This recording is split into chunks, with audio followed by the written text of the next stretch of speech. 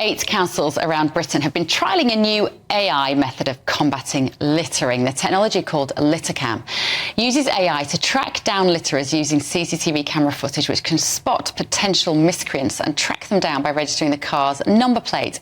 I'm joined now by Andrew Kemp, the founder and CEO of LitterCam. Andrew, thank you so much for joining me. Now, you terrify me with your technology, but also there's one thing I hate more than technology. It's people throwing litter out of car windows. So you also really confuse me about where I sit on this, Andrew. How did it come around in the first place, this technology? Bev, it's a really, really good question. I guess I was brought up in a family of individuals who really looked after the neighbourhood and instilled a sense of civic pride. My dad would pick up litter in the street after the bin lorry had been past, a keen fisherman, and he'd come home with other people's bags of litter. I was at a crossroads in terms of career change a number of years ago and saw that the government had issued the litter strategy for England in effectively giving powers to local authorities across England to use technology that didn't yet exist. I saw an opportunity, and here we are. And have you had to jump through all sorts of legal hoops to spy on people, Andrew? Because that is what you're doing. I wouldn't say we're spying on people. So our customers, it's a very good comment, Bev. So our customers are local authorities. The way that technology is being designed, which is software, is to analyse existing CCTV cameras if there are littering hotspots, or if they've got problem litter areas where there's no coverage, we can provide new equipment at those locations. So we're not a CCTV camera supplier per se. If a local authority does wish to install CCTV cameras, there's a specific process that they have to follow. It's part of the Home Office. It's called the Surveillance Camera Code of Practice. So they have to basically produce an impact assessment to do with data privacy. So there's absolute sort of safeguards in place there.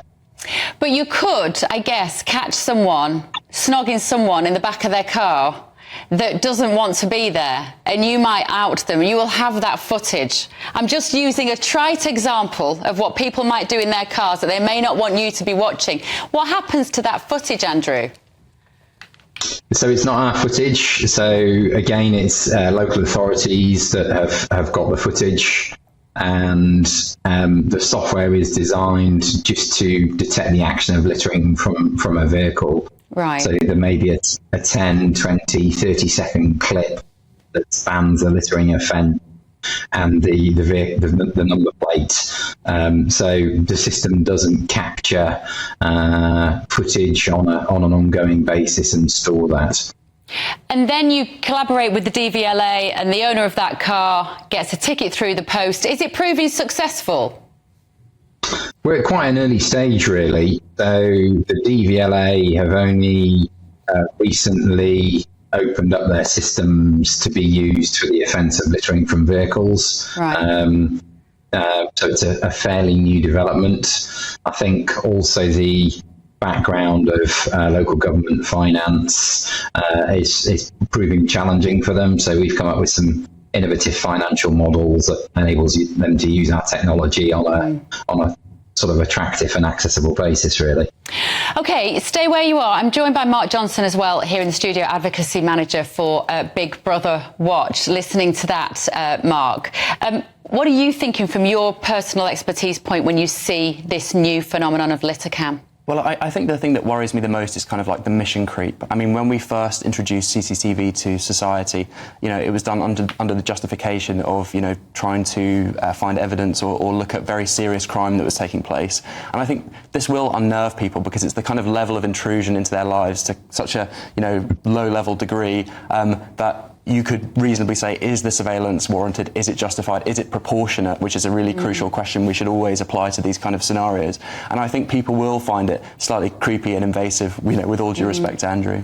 Andrew, do you have to have signs up saying, we are watching you, don't empty your ashtray out of your window?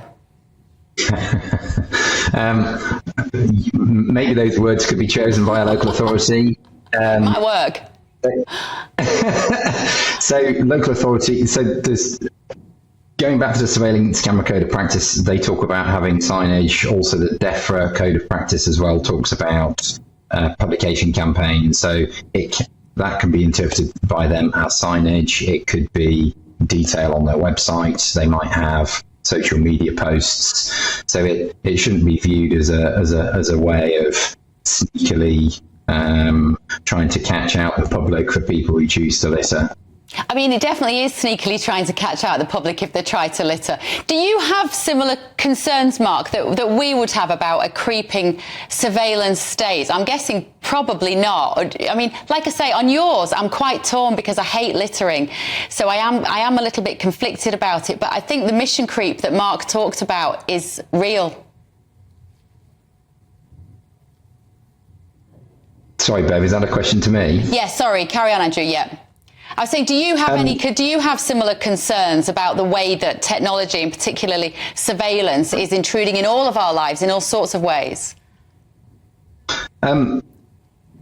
So surveillance could be viewed as intruding into people's lives, but I think also they would have a responsibility to put sort of safeguards in place. If you take a parent as an example, they're probably educating children on the safe use of technology and what to post online. It's just been featured on your show earlier on this afternoon in terms of